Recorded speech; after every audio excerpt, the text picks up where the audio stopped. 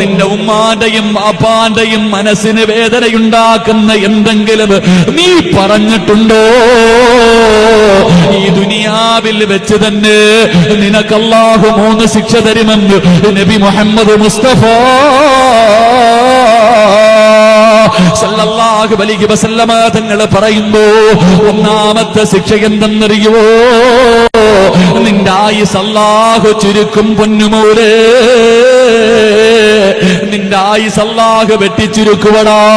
ഒരുപാട് കാലം നിനക്കില്ല, ഒരുപാട് കാലം നിനക്ക് സുഖിക്കാൻ അല്ലാഹു തരൂല. എന്റെ പ്രിയപ്പെട്ട പെങ്ങളെ, ഭർത്താവിനെയും ഉമ്മാനെയും തമ്മിലടിപ്പിക്കുകയാണ്. നിനക്ക് ഒറ്റയ്ക്ക് കൊണ്ടുപോയി സുഖിക്കുന്നതിന് വേണ്ടി ഉമ്മാനെ കുറിച്ച് ആവശ്യമില്ലാത്ത കാര്യങ്ങൾ പറഞ്ഞ് ഉമ്മാനെയും മകനെയും തമ്മിലടിപ്പിക്കുകയാ. എന്നിട്ട് വീട്ടിൽ നിന്ന് വിളിച്ചിറക്കി വെളിയിൽ കൊണ്ടുപോയി സ്വന്തമായ ഒരു വീട് വെച്ചിട്ട് സുഖിക്കാൻ തീരുമാനിക്കുന്ന പെങ്ങള്, വേണ്ട മോളെ, വേണ്ട മോളെ.